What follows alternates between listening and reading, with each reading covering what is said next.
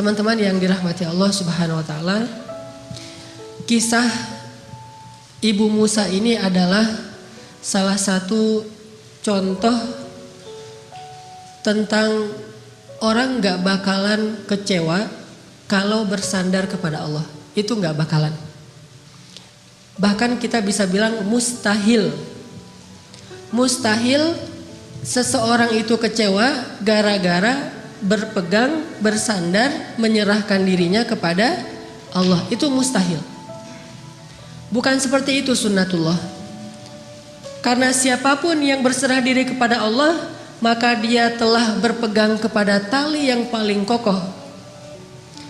Wa man yuslim wajhahu ila Allah, wa man yuslim wajhahu ila Allah wa huwa muhsin faqad istamsaka bil urwatil wuthqa wa ila Allahi aqibatul umur. Siapa yang menyerahkan dirinya kepada Allah dan dia senantiasa berbuat baik, maka sesungguhnya dia telah berpegang kepada tali yang paling kokoh, dan kepada Allah segala urusan dikembalikan. Jadi nggak ada orang yang kecewa kalau dia berpegang kepada Allah. Masalah apapun, masalah rezeki, masalah jodoh, terutama yang kedua. Kalau kita bergantung kepada Allah dalam urusan jodoh, maka insya Allah kita nggak akan kecewa. Mak comblang yang paling baik itu adalah Allah. Kalau mak comblangnya ustadz, kadang-kadang ngecewain. Ustadz, ini CV saya. Oh ya, kriteria yang kamu cari seperti apa? Saya mah nggak susah-susah ustadz, standar-standar aja. Ya standar yang gimana? Yang tingginya 180, yang kulitnya bening, sampai kalau minum kelihatan airnya ngalir gitu. Transparan, Tat. Transparan. Kemudian yang hidungnya seperti pedang, yang matanya seperti bidadari. Tahu mata bidadari? Belum. Besar dan sayu, tapi nggak belok. Belok apa deh? Sudah pernah lihat, Ustaz? Ada di rumah saya. Oh iya. Nah ini kriterianya. Terus kata Ustadz, kalau yang kayak gitu Ustadz juga mau gitu ya. Akhirnya pas ketemu Ustadznya duluan yang ta'arufan. Ini kalau mak comblangnya manusia. Tapi kalau mak comblangnya Allah jauh lebih meyakinkan dan gak bakalan kecewa. Dengan kriteria apapun, wa huwa ala kulli syai'in qadir. Dan kalau Allah menjanjikan yang baik akan ketemu dengan baik, pasti innahu la yukhliful mi'ad. Allah tidak pernah mengingkari janjinya. Masalah apapun kita harus mengandalkan Allah. Coba deh selalu ngandelin Allah. Bahasa gampangnya gini, udah tenang aja, ada Allah. Itu. Dan kalau kita sudah melibatkan Allah, la yudayyi'akallahu idzan. Itu pasti Allah nggak bakalan ngecewain kamu. Kalau udah ngandelin Allah, ini gimana nih? Udah tenang aja, ada Allah. Allah tidak akan mengecewakan. Salah satu kalimat udah tenang aja ada Allah adalah la tahzan, innallaha ma'ana. Kalau kita ada teman lagi galau gitu, terus kita bilang, la tahzan, innallaha ma'ana. Apaan tuh? Kan dia bingung. Mending kita terjemahin aja. Gak harus persis kalimat la tahzan innallaha ma'ana. Karena kalau kita baca hadis ada tambahan lagi tuh. Kata Nabi kepada Abu Bakar, ma dhannuka bisnain Allahu thalithuhuma. Ya Abu Bakar, kenapa kamu berpikir kita cuma berdua padahal Allah yang ketiga? Kalau dalam ayat la tahzan innallaha ma'ana. Kalau bahasa kita woles bro, woles, tenang aja ada Allah. Santai bro, karena ada Allah. Itu bahasa Arabnya la tahzan innallaha ma'ana. Andalin Allah dalam masalah kita. Ada masalah apapun, serahin aja sama Allah. Bismillah, la haula wala quwata illa billah. Bahkan kadang-kadang hanya dengan berzikir la haula wala quwata illa billah, Allah kasih keajaiban yang luar biasa. Karena setelah seseorang bersandar kepada Allah, la yudayya'anallahu idzan, pasti Allah nggak akan ngecewain. Coba teman-teman bayangin, Nabi itu udah ikhtiar habis-habisan. Ketika beliau mau hijrah ke Madinah, beliau tidak langsung menuju ke arah Madinah, tetapi malah menuju ke arah yang berlawanan dengan kota Madinah untuk menghindari pengejaran dari orang-orang kafir Quraisy. Yang kemudian beliau menginap beberapa malam di dalam gua Thur. Sebetulnya kalau mau disebut lebih pantas bukan gua, tetapi lubang, karena kecil sekali. Dan kemudian beliau meminta tolong kepada keluarga Abu Bakar untuk membawakan makanan setiap hari, yang waktu itu dibawa oleh Asma bintu Abi Bakr yang sedang hamil 7 bulan. Naik turun gunung untuk bawa makanan kepada Rasulullah. Kemudian anak laki-laki Abu Bakar menghilangkan jejak dan mencari berita. Ikhtiar yang udah maksimal. Tapi qadarullah, ketahuan juga. Ada pembaca jejak yang tahu ternyata Muhammad bukan menuju ke arah kota Madinah, tetapi berlawanan. Sehingga mereka mengejar Rasulullah sampai di mulut gua. Di sini ada pelajaran, gimana pun hebatnya ikhtiar kita, selalu ada celah untuk bisa gagal. Walaupun tetap kita harus berikhtiar, tetapi tidak akan pernah sempurna dengan hanya ikhtiar logika kita. Akhirnya musuh berada tepat di mulut gua, yang kemudian kalau ada sebuah riwayat hadis, walaupun sebagian ulama mengatakan ini riwayat yang kurang kuat, bahwa ada laba-laba membuat sarang di mulut gua, sehingga orang-orang berpikir gak mungkin manusia masuk tanpa merusak sarang laba-laba. Ada lagi hadis yang mengatakan ada merpati yang membuat sarangnya juga di mulut gua. Nggak mungkin orang masuk tanpa merusak sarang merpati, dan seterusnya. Tetapi di atas semua itu, Allah Subhanahu wa Ta'ala lah yang menjadikan pandangan mereka tidak mengarah kepada Rasulullah Sallallahu Alaihi Wasallam dan Abu Bakar. Ketika mereka berada tepat di mulut gua, kalau mereka mau ngelihat ke bawah sedikit saja melongo, itu sudah kelihatan Rasulullah dengan Abu Bakar. Tetapi Allah palingkan wajah mereka. Mereka melihat ke seluruh penjuru kecuali ke bawah kaki mereka. Sampai Abu Bakar udah khawatir sekali. Kalau bahasa kita mungkin udah galau berat nih. Kemudian Abu Bakar mengatakan, ya Rasulullah, kalau mereka ngelihat ke bawah nih pasti kita ketahuan. Abu Bakar tidak takut kepada mereka. Abu Bakar khawatir terhadap keselamatan kekasih beliau, yaitu Rasulullah. Bukan Abu Bakar yang penakut.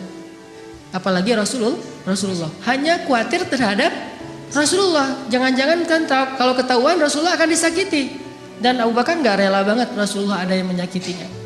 Sehingga Abu Bakar galau berat, khawatir sekali, dan dengan tenang Nabi mengatakan, ma dhannuka bitsnaini ya Abu Bakar, kenapa kamu pikir kita hanya berdua? Allahu tsalitsuhuma, la tahzan, innallaha ma'ana. Dengan kalimat itu akhirnya musuh tidak melihat ke arah mereka, dan Allah berikan keselamatan bagi mereka. Ini kalau kita bersandar kepada Allah.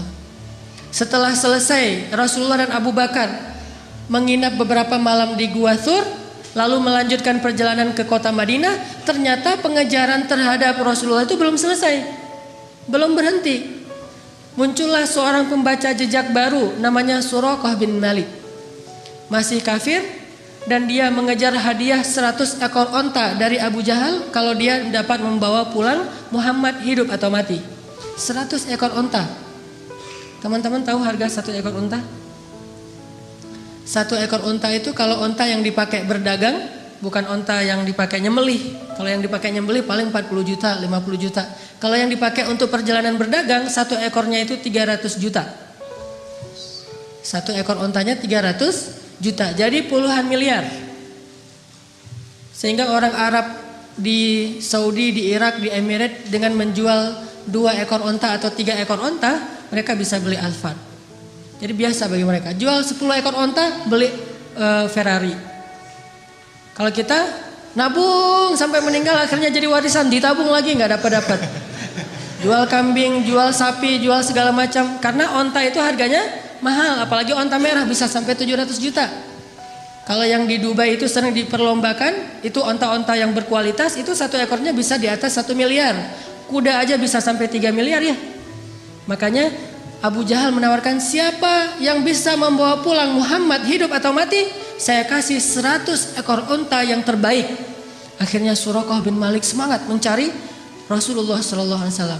Dia baca jejak di setiap penjuru padang pasir. Karena dia berpengalaman membaca jejak, dia lihat langit, dia lihat pasir yang terbang gara-gara ada orang yang berjalan cepat di padang pasir. Dia lihat merpati, dia lihat alam. Akhirnya dia menemukan Nabi SAW dengan Abu Bakar. Ketemu. Begitu sudah dekat, kemudian tiba-tiba dengan takdir Allah, Allah memperlihatkan kekuasaannya. Kuda yang ditunggangi oleh Suraqah terperosok dan jatuh. Kemudian Suraqah bangkit, naik lagi ke atas kudanya, dan kudanya tidak mau berjalan. Kuda itu seperti melawan sehingga Suraqah jatuh sampai 3 kali. Allah ala kulli syai'in qadir. Serahin sama Allah. Akhirnya Suraqah berjalan kaki, nggak menyerah. Kudanya nggak mau jalan, dia nggak pundung, dia nggak menyerah. Akhirnya dia jalan kaki. Dia kejar Rasulullah dengan berjalan kaki. Setelah mendekat kepada Rasulullah, tiba-tiba Rasulullah mengatakan, ya Suraqah, bagaimana pendapat kamu kalau kamu memakai pakaian khusus Raja Persia? Kata dia, pakaian Raja Persia? Ya, kata Rasulullah. Mau kata Suraqah. Kata Rasulullah, kalau begitu halaulah orang-orang yang ingin mengejar kami. Kelak kamu akan memakai pakaian Persia, Raja Persia. Sehingga akhirnya Allah Subhanahu wa taala membolak-balikan hati manusia. Yang tadi marah kepada Rasulullah, benci kepada Rasulullah, ingin mengambil keuntungan dari menangkap Rasulullah, Allah balikkan hatinya tiba-tiba menjadi pendukung Rasulullah SAW. Walaupun belum beriman, tapi dia mendukung Rasulullah. Dia lupa dengan 100 ekor onta. Coba bayangkan secara logis, 100 ekor unta itu sudah jelas. Yang menawarkannya Abu Jahal, orang paling kaya di Mekah. Sedangkan pakaian Persia yang nawarinya seorang laki-laki yang bahkan dari kampung halamannya aja terusir. Dan bagaimana dia akan berikan jubahnya Raja Persia kecuali dengan cara menaklukkan negeri Persia.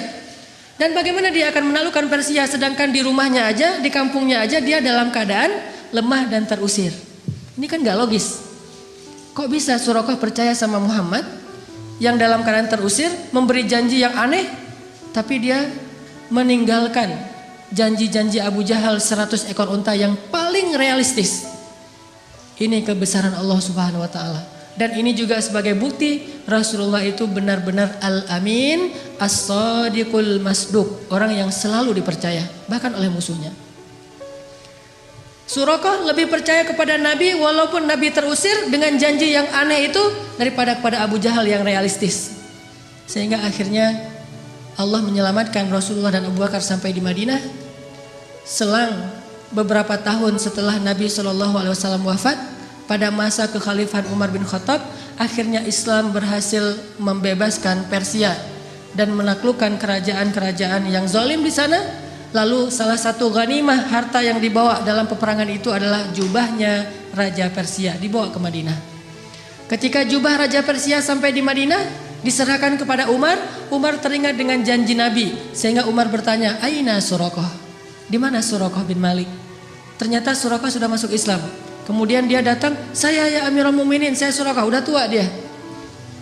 Kata Umar, ya Suraqah, masih ingat dengan janji Rasulullah kepadamu?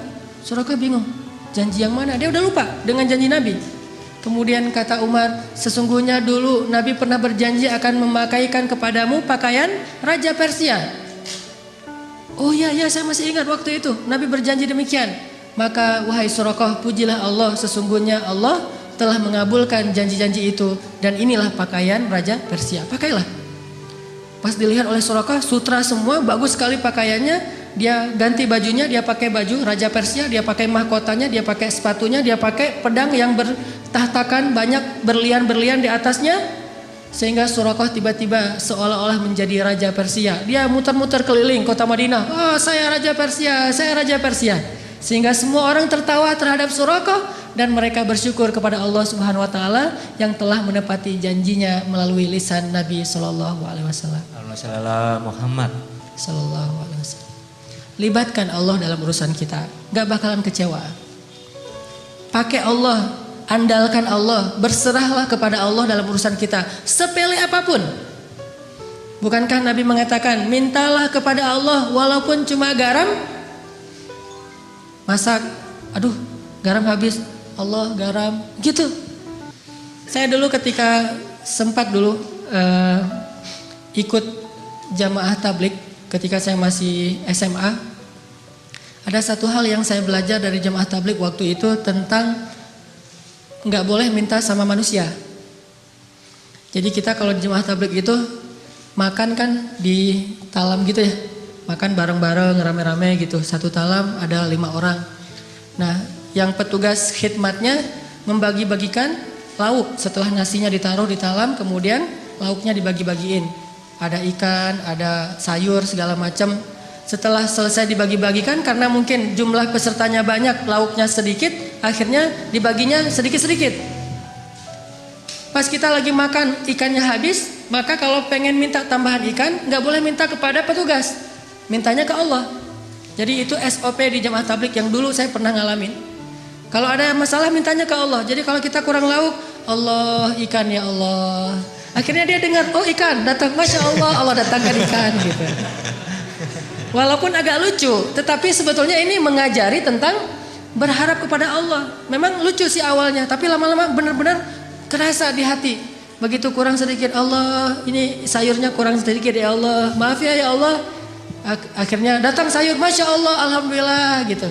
Sampai ada teman yang lagi masak, dan dia emang chef yang udah hijrah, kemudian ikut kayak jamaah tabligh gitu.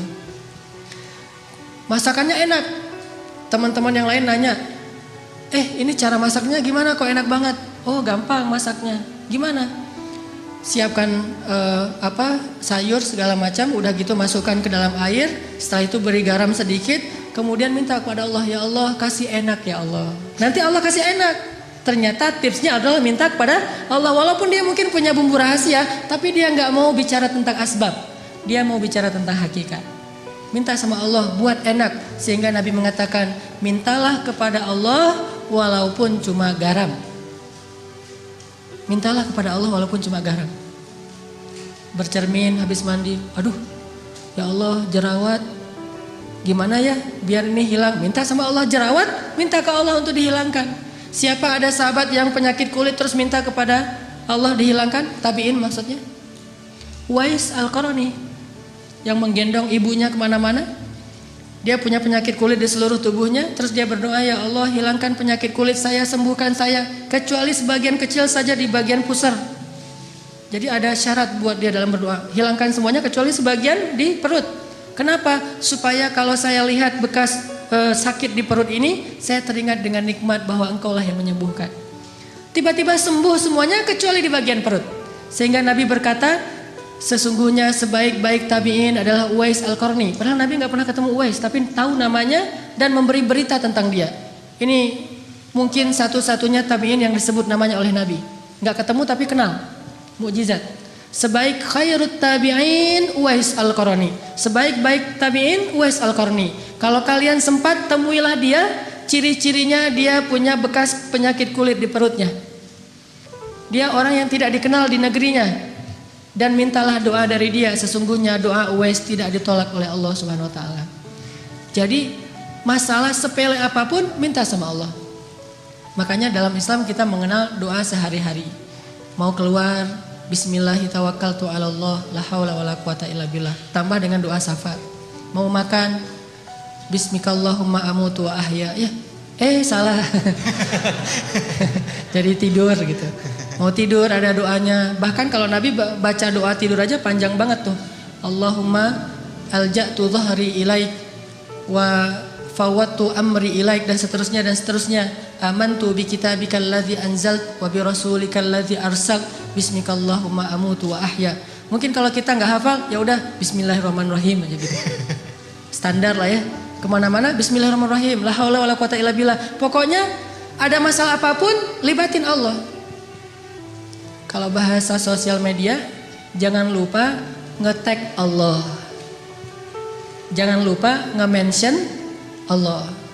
Gimana nge-tag Allah sama nge-mention Allah?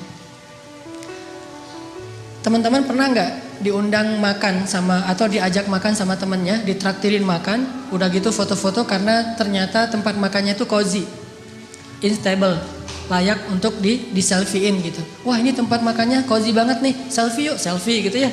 Udah selesai selfie, udah gitu kita posting. Selfie-nya sama siapa? Bareng dengan teman yang nraktirin kita. Setelah selesai selfie kita posting.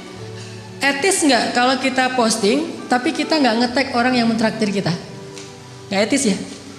Pasti kita di captionnya tuh nulis, alhamdulillah hari ini makan enak di tempat yang cozy banget, makasih ya buat siapa gitu kan, yang udah nraktirin saya, kan gitu nge-tagnya. Begitu juga ketika kita menikmati rezeki dari Allah, agak kurang etis kita makan enak tapi Allah nggak di-tag gitu. Cara nge-tag Allah, Bismillahirrahmanirrahim. Allahumma barik lana fima razaqtana. Alhamdulillahilladzi at'amana hadza wa razaqnahu min ghairi haulin minna wala quwwah. Kita nge-tag Allah, ini nikmat dari Allah, ini nikmat dari Allah. Itu baru etis. Kita ngeposting banyak nikmat tapi Allahnya nggak di-tag. Ke manusia aja nggak enak, apalagi kepada Allah. Kalau nge-mention Allah, ada sesuatu yang indah, Masya Allah, Subhanallah, Allahu Akbar dan segala macam. Jadi setiap kali ngelihat sesuatu yang keren, kita mention.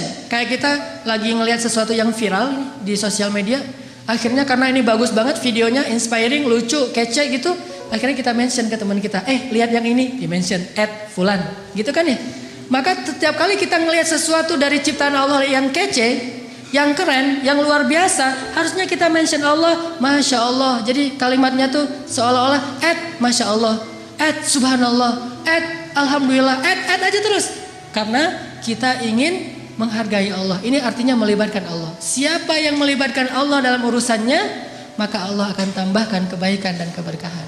Fadhkuruni alkurkum ana inda dhanni abdi bi. Ingat aku ingat kalian, dan aku tergantung prasangka hambaku kepadaku. Coba teman-teman perhatikan ayat yang tadi kita baca di Al-Qasas, kisah Ibu Musa. Ini salah satu contoh orang gak bakalan kecewa kalau ngandelin Allah. Jadi ceritanya Fir'aun itu bikin peraturan, keputusan presiden, bahwa kalau Bani Israel melahirkan bayi laki-laki bakal dibunuh.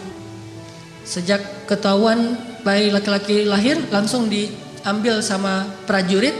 Ada yang dibunuh di tempat dengan digorok, ada yang dibakar hidup-hidup, ada yang dibenamkan dalam pasir, ada yang dihanyutkan ke sungai, bahkan yang lebih menyakitkan lagi, ada yang dijadikan sebagai makanan hewan-hewan peliharaan Fir'aun di istana. Harimau, singa, bayi-bayi Bani Israel. Yudzabbihuna abna'akum wa yastahyuna nisa'akum. Mereka membunuh bayi-bayi laki-laki kalian dan memperbudak perempuan-perempuan kalian. Dan itu ayatnya banyak sekali. Sampai setelah sekian tahun bayi laki-laki Bani Israel terbunuh terus, akhirnya Bani Israel ini kekurangan laki-laki. Karena kekurangan laki-laki yang bekerja di kuli-kuli bangunan segala macam sudah berkurang. Budak-budak sudah berkurang, yang kuat-kuat sudah nggak ada. Akhirnya Firaun mengubah kebijakannya, karena dia juga takut kehilangan budak. Orang Kipti itu nggak mau kerja, orang Mesir asli namanya Kipti, bahasa Inggrisnya Egyptian. Tetapi Islam tidak mengenal Egyptian, hanya mengenal Misri. Makanya udkhulu Misra aminin, masuklah Mesir, bukan masuklah Egypt. Kalau dalam Al-Quran, Mesir itu tidak disebut Egypt. Kenapa orang Inggris nyebutnya Egypt? Karena ingin menghilangkan sejarah Islam dan mengambil sejarah Firaun, bahwa yang tinggal di sana itu suku Kipti atau Egyptian. Orang Egyptian ini, orang Kipti ini malas bekerja, terbiasa santai gitu, sehingga kalau ada masalah mereka tidak bisa ngandelin diri mereka sendiri, selalu mengandalkan Bani Israel. Akhirnya Firaun mengubah kebijakannya. Yang tadi semua bayi dibunuh, sekarang kebijakannya berubah. Setahun boleh melahirkan anak laki-laki, tahun berikutnya nggak boleh. Jadi selang-seling. Dan qadarullah, Harun lahir di tahun bolehnya lahir anak laki-laki. Makanya nggak ada kisah Harun dikejar-kejar sama tentara. Dia aman. Begitu dia lahir, oh ini tahun yang boleh lahir anak laki-laki, tumbuh tanpa ada ancaman. kakaknya Musa. Sedangkan Musa lahir di tahun gak boleh lahir anak laki-laki. Sehingga saat Musa lahir, ibunya langsung bingung, ini bagaimana menyelamatkan bayi ini. Saya gak rela kalau bayi ini dibunuh. Ini bayi punya aura yang luar biasa, lebih daripada kakaknya Harun, padahal dua-duanya nabi. Akhirnya Allah ilhamkan kepada ibu Musa lewat mimpinya. Kemudian ibu Musa konsultasi dengan ulama-ulama Bani Israel, dan ternyata mimpi itu benar. Dia disuruh menghanyutkan Musa ke sungai Nil. Ini tidak logis. Tetapi tidak butuh logis kalau yang menyuruhnya Allah Subhanahu wa taala. Gak harus logis kalau yang menyuruhnya Allah. Karena logika atau hukum ilmiah itu adalah ciptaan Allah. Allah bisa melakukan sesuatu dengan hukum ilmiah atau tidak dengan hukum ilmiah, atau bahkan bertentangan dengan hukum ilmiah. Seorang lahir tanpa ayah, tanpa ibu, Adam. Atau tanpa ayah hanya punya ibu, Isa. Atau bahkan seekor onta lahir bukan dari induknya tapi dari batu, untanya Nabi Shalih.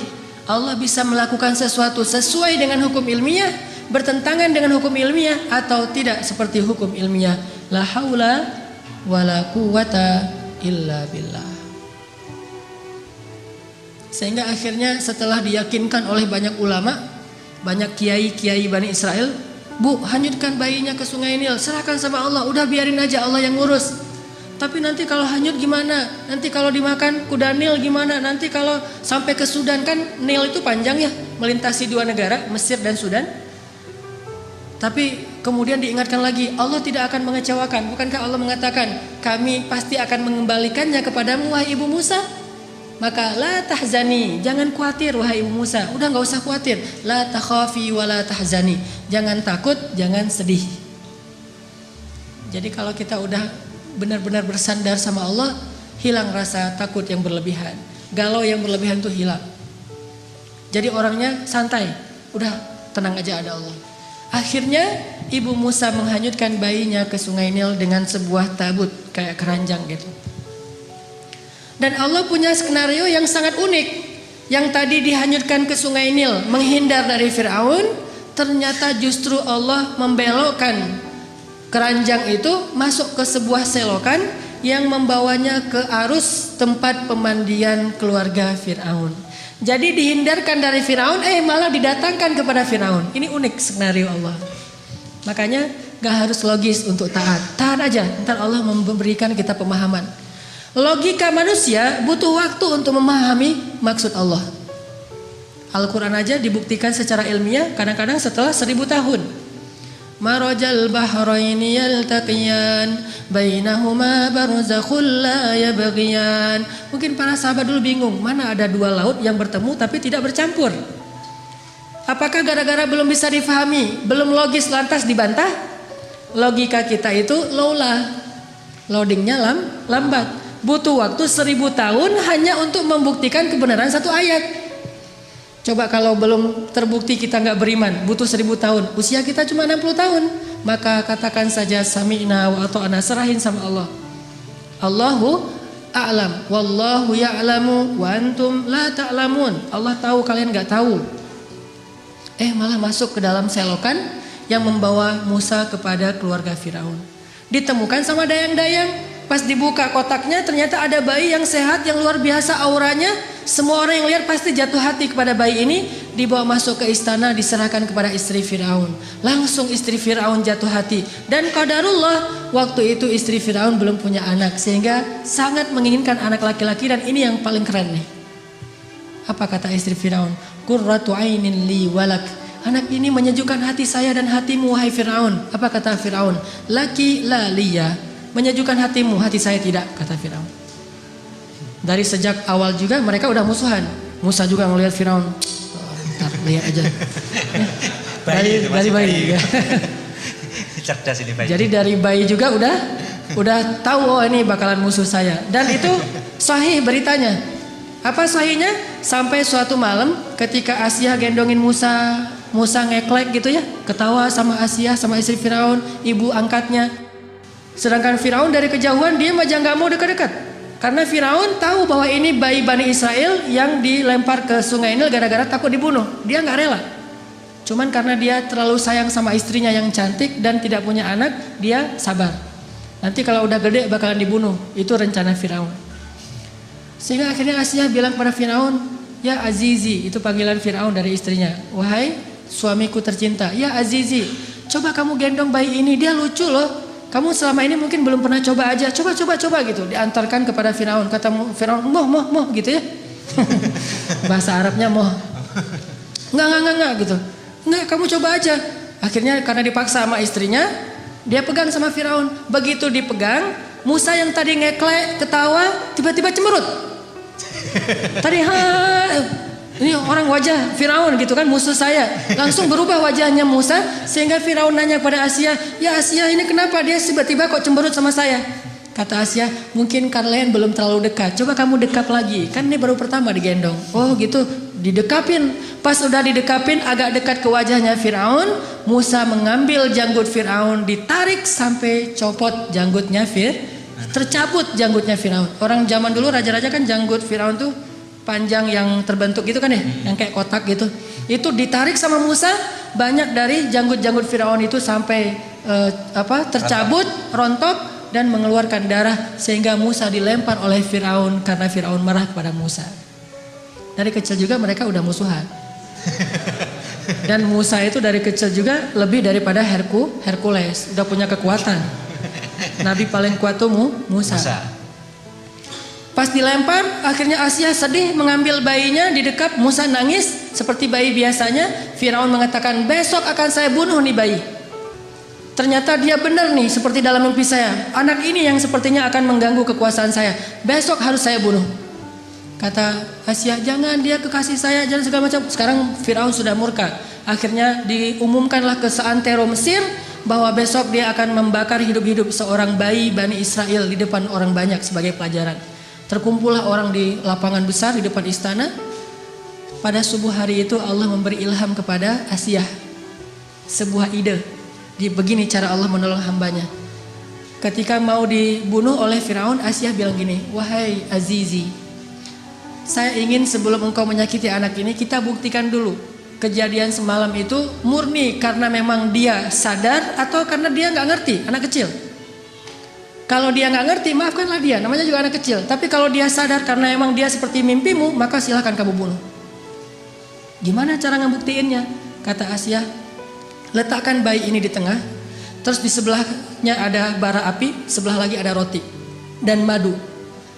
Bayi ini sudah bisa merangkak. Kalau dia menuju kepada bara api dan memakan bara api itu, berarti dia bayi yang nggak tahu apa-apa, maafkanlah dia.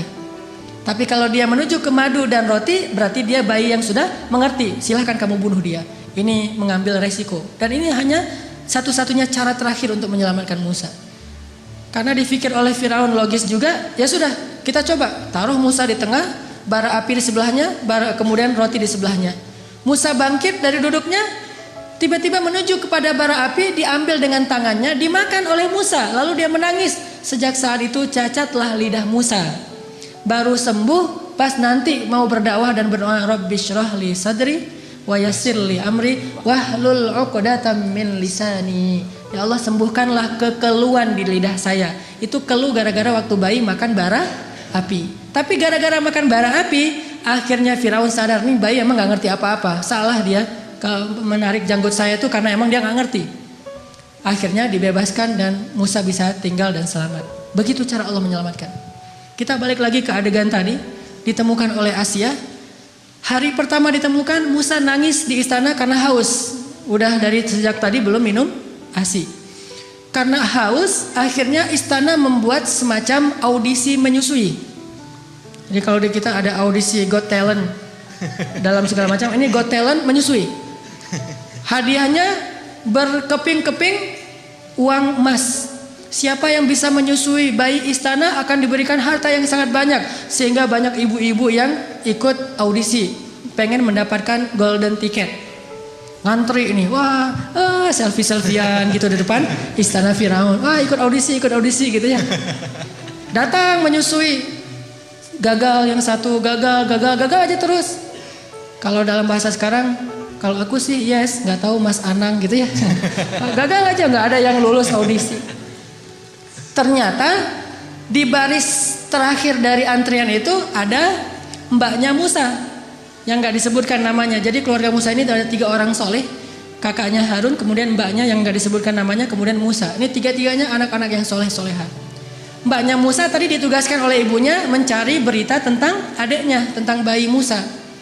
Mbaknya ikut antrian, padahal masih ABG, tapi pengen nyusuin, kan ini agak aneh nih. Sehingga pengawal bilang, kamu mau ngapain? Mau ikut audisi. Lah, ini untuk orang yang sudah punya anak, tetapi saya bisa menawarkan orang yang baik untuk bisa menyusui bayi itu. Setelah debat panjang, akhirnya ikut juga. Ternyata ini yang lulus audisi. Kalau aku sih yes gitu. Apa kata dia kepada keluarga Firaun? Maukah kalian saya tunjukkan keluarga yang bisa menyusui dan berlaku baik kepada anak ini? Kata Asia, ya sudah bawa mereka ke sini. Kalau mereka bisa, nanti saya kasih hadiah yang banyak. Pulang langsung si mbaknya Musa lari ke rumah, mak gitu. Apa itu adek lagi nangis minta susu. Terus kenapa? Nggak ada yang bisa menyusui dia. Mungkin mak yang bisa menyusui dia. Akhirnya ibunya datang. Begitu didekap oleh ibunya, namanya juga ibu sendiri, langsung saya sih yes. Akhirnya ibunya lulus audisi. Ngelihat Musa diam di tangan ibunya, akhirnya Asia pun jatuh hati kepada keluarga itu dan mengatakan, hadiah untuk kalian adalah emas dengan sangat banyak, berkilo-kilogram emas. Bukan hanya itu, mulai sekarang tinggallah di istana. Sehingga akhirnya ibunya Musa tinggal di istana, ayahnya Musa tinggal di istana, mbaknya Musa tinggal di istana. Kemudian masnya Musa tinggal di istana, Musa juga semuanya tinggal di istana, dirawat dan dibiayai oleh negara, oleh istana, oleh kerajaan, dan mereka mendapatkan gaji yang sangat besar. Siapa yang ikut cara Allah pasti beruntung. Bayangin kalau dulu ibu Musa nggak percaya dengan perintah Allah, masa sih dihanyutin ke sungai Nil segala macam? Mungkin selamanya mereka jadi buronan, pindah-pindah dari satu negeri karena takut dikejar oleh tentara Firaun, dan selamanya miskin. Tapi karena dia ikut cara Allah, wa may yattaqillaha yaj'al lahu makhraja wa yarzuqhu min haitsu la yahtasib wa may yattaqillaha yaj'al lahu min amrihi yusra. Siapa yang bertakwa atau taat kepada Allah, Allah kasih jalan keluar.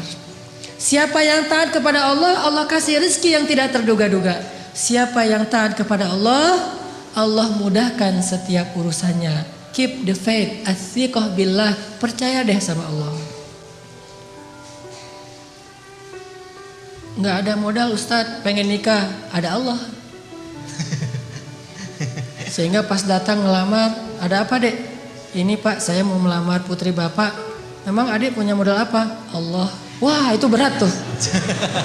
Nolaknya juga berat. Waduh ini pakai bau-bau Allah lagi gitu kan ya.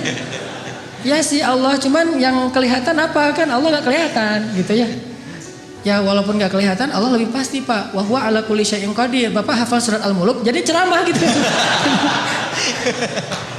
Jadi oh ternyata ada ini ustadz ya. Oh, ya udah deh kalau ustadz gitu.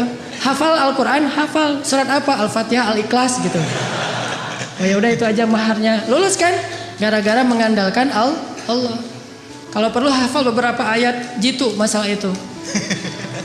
Kalau mereka fuqara asa ayyughniyahumullah. Pak, Allah berfirman. Langsung datang-datang Allah berfirman. Belum ngutarain ini. Assalamualaikum, waalaikumsalam. Monggo, silakan duduk. Ada apa? Apa yang bisa saya bantu? Ini Pak, saya hanya ingin sharing ayat. Awalnya langsung pakai ayat. Allah berfirman, kalau mereka fakir, Allah yang akan memberikan mereka kecukupan. Oh iya benar saya tahu ayat itu. Terus Rasulullah bersabda, kalau datang seorang laki-laki yang baik akhlaknya melamar putri kalian, jangan ditolak. Wah, udah pakai Allah, pakai Rasul, susah ini. Pengalaman. Kalau ngandelin Allah itu selalu berhasil. Makanya saya tuh pernah dulu awal-awal saya belajar mobil, dulu saya suka ngebut-ngebut di jalan. Jadi bawa mobil dengan gaya motor. Kalau gaya motor kan selap-selip tuh. Bawa mobil kan nggak bisa gitu. Tapi karena saya emang senengnya ngebut, nggak sabaran. Di jalan saya ngebut. Tiba-tiba di gang di Bandung tuh ada tentara naik motor keluar dari gang. Saya tabrak sampai dia terjungkir jauh beberapa meter. Dan motornya itu ringsek. Alhamdulillah orangnya luka. Nggak meninggal maksudnya, luka. Lalu dia pakai baju dinas kan? Alhamdulillah saya juga pakai baju dinas ustadz. Pakai jubah, pakai sorban saya mah dulu. Setelah saya konsen dakwah di anak muda, di anak geng motor, baru saya mencocokkan penampilan saya dengan dunia anak muda. Dulu jubahan, sorbanan, baju dinas. Dia juga baju dinas, jadi sesama lagi dinas nih. Pas dia awalnya wajahnya udah merah mau marah, saya keluar dari mobil ngelihat wajah saya, ini kiai kualat nih kalau saya macam-macam. Akhirnya dia terpaksa kalem aja. Aduh maaf saya nggak sengaja ngelihat tiba-tiba keluar dari gang. Oh ya nggak apa-apa, saya mah dinas di situ di Baros, itu salah satu kantornya di Baros saya dinas. Ya saya juga lagi dinas ke masjid. Mau ngajar ada pengajian sore ini. Oh ya udah nggak apa-apa Pak Ustadz, nggak apa-apa gitu. Udah aja. Ini gimana nih motornya? Nah gampang, nanti saya suruh orang untuk ngambil motornya. Udah alhamdulillah saya ganti rugi, dia nggak mau, selamat. Kenapa? Pertama mungkin ya karena Allah masih ingin menyelamatkan saya dari suatu musibah. Bukan karena kebaikan saya tapi karena kemahaagungan Allah. Dan di sisi lain mungkin salah satu rahasianya saya baca doa safar sebelum keluar. Soalnya ketika saya beli mobil saya nggak mau pakai asuransi, sehingga karena nggak pakai asuransi doa safarnya lebih serius. Kalau pakai asuransi kan tenang ada asuransi. Tapi kalau nggak ada asuransi ada Allah, berarti doa safarnya yang panjang. Bismillahirrahmanirrahim wa mursaha bismillahirrahmanirrahim subhanalladzi sakhkhara lana. Panjang, setengah jam doa safar doang. Kenapa? Ya Allah, ini mah enggak ada asuransi gitu. Jadi karena enggak ada asuransi doanya lebih serius. Kalau ada asuransi, ada TLO, ada all risk kan gampang, ntar tinggal diklaim. Intinya karena ngandelin Allah, Allah mudahkan urusannya. Selalu kayak gitu. Kalau melakukan sesuatu karena Allah, selalu Allah mudahkan. Tapi kalau kita tidak melibatkan Allah, bara'atum minallah, Allah berlepas tangan. Dan kalau Allah berlepas tangan, siapa lagi yang bisa memudahkan selain Allah Subhanahu wa taala? Libatkan Allah. Ada seorang sahabat datang ke Nabi, dia bilang gini, "Ya Rasulullah, anak saya ditawan sama musuh." Ternyata anak dia itu ikut berjihad dan ketangkap sama musuh, ditawan. Dan musuh minta tebusan sekian ratus dinar, kalau nggak ditebus akan dibunuh. Dan waktu itu sahabat-sahabat yang kaya banyak yang lagi di luar kota juga lagi diutus untuk dakwah dan jihad, sehingga tidak ada sahabat yang bisa membantu laki-laki ini. Rasulullah juga nggak punya apa-apa, nggak punya harta. Dia datang kepada Rasulullah, "Ya Rasulullah, anak saya ditawan, minta sekian ratus dinar, kalau saya nggak menebus nanti anak saya akan dibunuh. Gimana ini ya Rasulullah? Dia hanya memberi waktu saya 1 hari sampai besok." Kemudian Rasulullah mengatakan, "Ya wahai Bapak, ya Syekh, perbanyaklah mengatakan la haula wala quwata illa billah." Oh gitu? Ya Rasulullah? Ya gitu. Akhirnya dia pulang, nggak ngomong ya sih la haula wala quwata illa billah, tapi yang lain nggak ngomong kayak gitu. Udah aja kalau Allah bilang la haula wala quwata illa billah, hasbunallah wa ni'mal wakil, cukup Allah. Jangan bilang cukup Allah lalu ada kalimat tapi. Hasbunallah sih cuman, nah ini enggak hasbunallah karena hasbuna itu tidak ada cuman. Oh gitu ya Rasulullah, gitu. Udah dia pulang, la haula wala quwata illa billah, la haula wala quwata illa billah. Sampai di rumah istri nanya, "Pak, gimana tadi sama Rasulullah, udah dapat belum pinjaman untuk menebus anak kita?" "Udah dapat mah, ini luar biasa." "Apa?" "La haula wala quwata illa billah." Oh gitu, la haula wala quwata illa billah. Berdua tuh, suami istri soleh-soleha, sama-sama athiqah billah, sangat keep the faith. Enggak mengatakan, "Iya emang zikir, cuman uang konkretnya mana?" Nggak nanya-nanya kayak gitu. Udah aja, oh la haula, ya udah la haula wala quwata illa billah. Sepanjang malam mereka berzikir la haula wala quwata illa billah. Tiba-tiba waktu subuh ada yang ngetok pintu rumah, tok tok tok, "Assalamualaikum." Terdengar suara anak laki-lakinya, pas dibuka benar anak laki-lakinya pulang dalam keadaan selamat. Dan ternyata di luar suaranya berisik, banyak suara kambing. Pas dilihat itu apa itu? Kambing, lebih dari 100 ekor. Kemudian ayahnya bertanya, "Apa yang terjadi? Bagaimana kamu selamat dan membawa banyak kambing?" Kata laki-laki ini, "Semalam tiba-tiba ada seorang laki-laki yang berbaju putih, orangnya ganteng sekali, wajahnya bercahaya, datang melepaskan ikatan saya, dan tiba-tiba waktu itu semua prajurit yang mengawal saya, yang menjaga saya itu tertidur pulas, sama sekali tidak terbangun, sehingga saya bisa dilepaskan dan bahkan bukan hanya bisa menyelamatkan diri, tapi malah bisa mengambil ghanimah, membawa lebih dari 100 ekor kambing." Bayangin, kambing 1 ekornya aja udah berisik ya. Gimana 100 ekor? Berisik gak sih? Berisik banget kan ya? 100 ekor kambing yang berisik yang lagi dibawa sama anak muda ini tidak membangunkan prajurit penjaga yang lagi tidur. Ini qadarullah. Sehingga akhirnya dia selamat dan bahkan dapat ghanimah lebih dari 100 ekor kambing dari la haula wala quwata illa billah. Bukan berarti nggak ikhtiar. Kalau ikhtiar kita udah mentok, udah maksimal, jangan menyerah, jangan berhenti, karena selalu ada harapan di sisi Allah Subhanahu Wa Taala. Tidak pernah selesai kalau kita berserah diri kepada Allah. Selalu ada harapan. Ada lagi kisah di zaman Nabi Musa. Suatu hari Nabi Musa nanya kepada Allah. Kan Nabi Musa ini julukannya, panggilannya Kalimullah, orang yang bisa ngomong langsung kepada Allah. Jadi kalau ada butuh apa-apa Nabi Musa mah tinggal miss call Allah. Ya Allah, langsung Allah ngangkat. Ada apa Musa gitu. Kayak kita telepon gitu ya. Nggak bisa ngelihat langsung tapi bisa telepon langsung. Begitu Nabi Musa calling, langsung Allah, ada apa Musa? Gini ya Allah, saya pengen nanya. Jadi Musa sering ngobrol sama Allah. Nanya apa? Saya pengen tahu di antara umat saya itu siapa yang paling rendah kedudukannya di matamu? Yang paling levelnya paling rendah. Kata Allah, itu tuh laki-laki seorang kakek yang buta, yang dia itu masbuknya istiqomah banget dalam sholat. Paling istiqomah dalam masbuk. Gak pernah dia sholatnya tepat waktu, pasti masbuk. Ini orang yang paling istiqomah di zaman Musa. Istiqomah dalam kemasbukan. Asal ada sholat, dia pasti paling belakang, datangnya menjelang salam. Jadi kalau ada yang taruh sendal paling belakang itu pasti dia. Kalau ada salam yang kemudian nanti berdiri lagi pasti dia. Orang yang selalu masbuk, orang tua buta. Oh itu orang yang paling rendah. Nabi Musa nyari mana? Oh si kakek itu yang paling rendah nilainya di mata Allah. Setiap hari dilihat dia masbuk sampai suatu hari ketika selesai sholat orang itu udah nggak ada. Nabi Musa telepon Allah. Musa ada apa? Itu si kakek kemana? Kok nggak datang? Kata Allah, dia sudah meninggal dan sekarang ada di dalam surga. Nabi Musa heran, ya Allah, gimana ceritanya tuh? Kakek yang nilainya paling rendah, yang nggak ada apa-apanya, yang masbuk sejati, tiba-tiba masuk surga sejak dia meninggal. Apa yang terjadi ya Allah?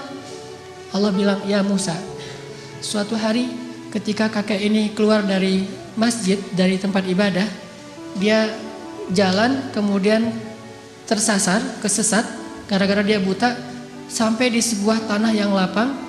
Dia menemui seorang laki-laki, kemudian dia bertanya, saya ada di mana sekarang? Laki-laki itu mengatakan, ini kamu sedang berada di tanah lapang, di sebuah lapangan, di sebuah alun-alun. Kemudian kakek ini mengatakan, tidak, sesungguhnya rahmat Allah lebih luas daripada segalanya. Kamu berada di tanah yang luas? Kata dia, tidak, rahmat Allah yang lebih luas. Hanya karena itu, kemudian Allah mengatakan, wahai Musa, sesungguhnya rahmatku mendahului kemarahanku. Sehingga dia masuk surga hanya dengan kalimat, sesungguhnya rahmat Allah lebih luas. Makanya kalau kita nge-tag Allah, nge-mention Allah, libatkan Allah dalam urusan kita, selalu beruntung. Bayangin sekedar mengatakan subhanallahi wa bihamdi subhanallahil azim. Langsung Allah sediakan pohon-pohon kurma yang sangat banyak di dalam surga. Begitu kita baca la haula wala quwata illa billah, Allah sediakan kunuz, harta yang ditaruh di dalam sebuah box yang sangat besar, disimpan di bawah arasy Allah Subhanahu wa taala. Mudah sekali. Karena kalau kita melibatkan Allah, yuridullahu bikumul yusra wala yuridu bikumul usra. Salah kalau orang bilang, aduh gak usah bawa-bawa Allah lah, jadi susah. Enggak. Justru kalau kita bawa-bawa Allah jadi mudah. Karena Allah itu pada dasarnya pengen memudahkan kita, enggak pengen nyusahin kita. Yuridullahu bikumul yusra wala yuridu bikumul usra. La yukallifullahu nafsan illa wus'aha. Sampai ketika turun ayat ittaqullaha haqqa tuqatih, bertakwalah kepada Allah sebenar-benar takwa.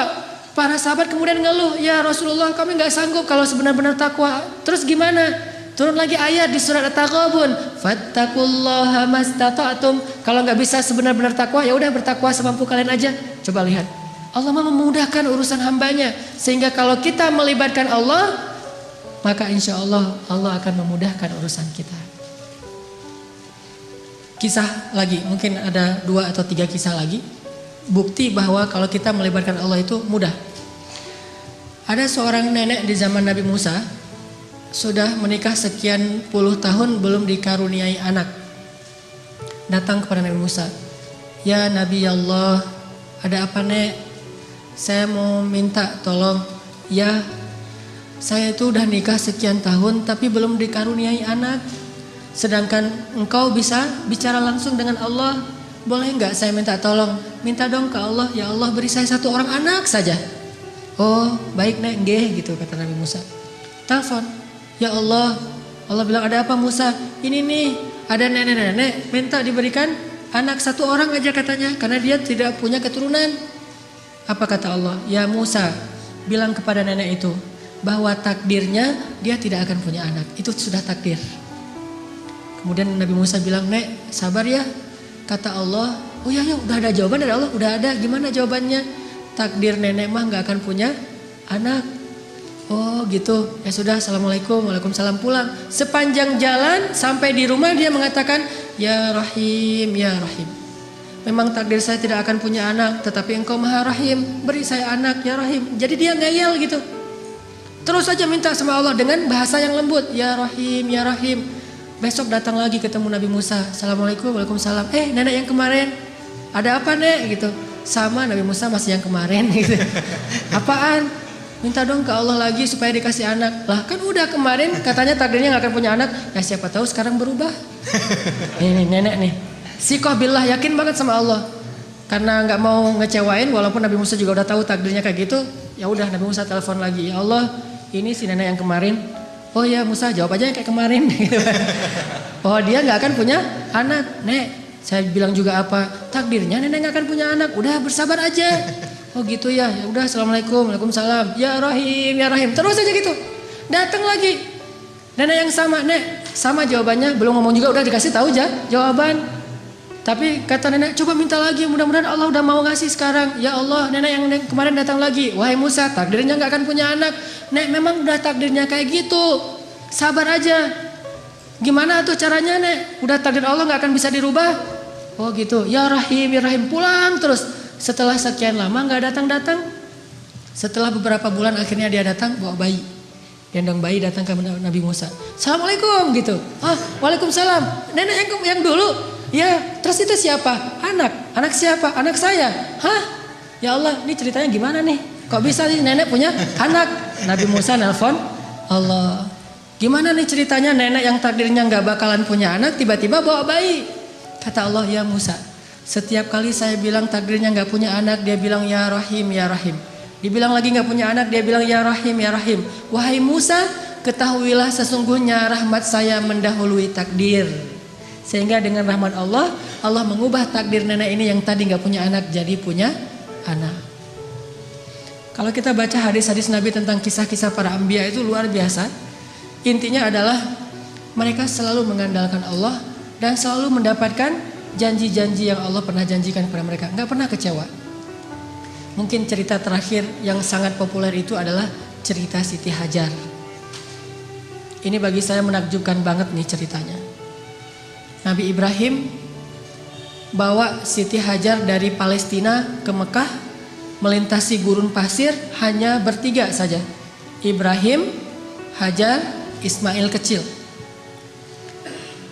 Karena Allah memerintahkan Ibrahim, bawa keluargamu ke sebuah biwadin ghairi dzi zar', kepada sebuah lembah yang tidak ada kehidupan di sana, bawa ke sana.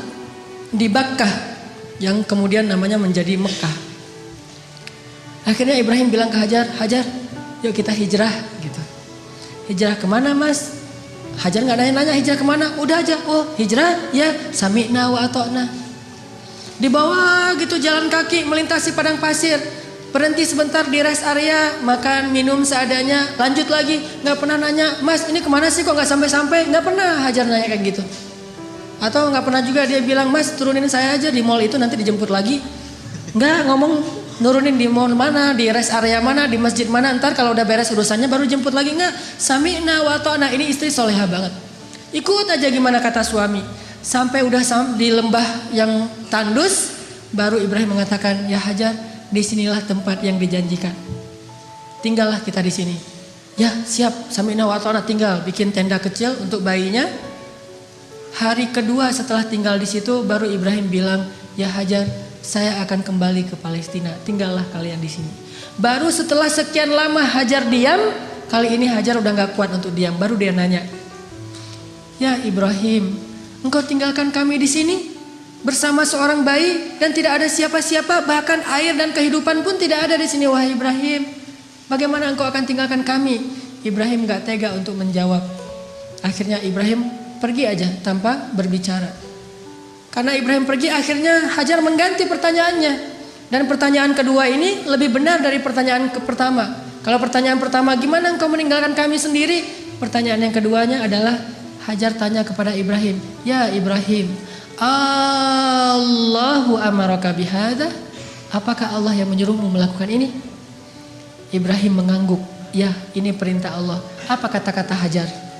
La yudayyi'anallahu idzan. Kalau begitu pergilah wahai suamiku, Allah tidak akan mengecewakan kami. Ini namanya keep the faith. Kalau udah libatin Allah, berubah semuanya. Kalau tadi khawatir, galau, sedih, takut, tapi begitu nanya Allahu amaraka bihada, yang menyuruh kamu melakukan ini wahai Ibrahim? Ya kata Ibrahim, la yudayyi'anallahu idzan. Kalau gitu pergilah wahai suamiku, Allah tidak akan mengecewakan kami. Jadi kalau ada suami pergi tiba-tiba, kemana mas? Itu pertanyaannya salah, nggak usah dijawab. Tapi kalau nanyanya, mas ini Allah yang nyuruh, ya oh pergi aja.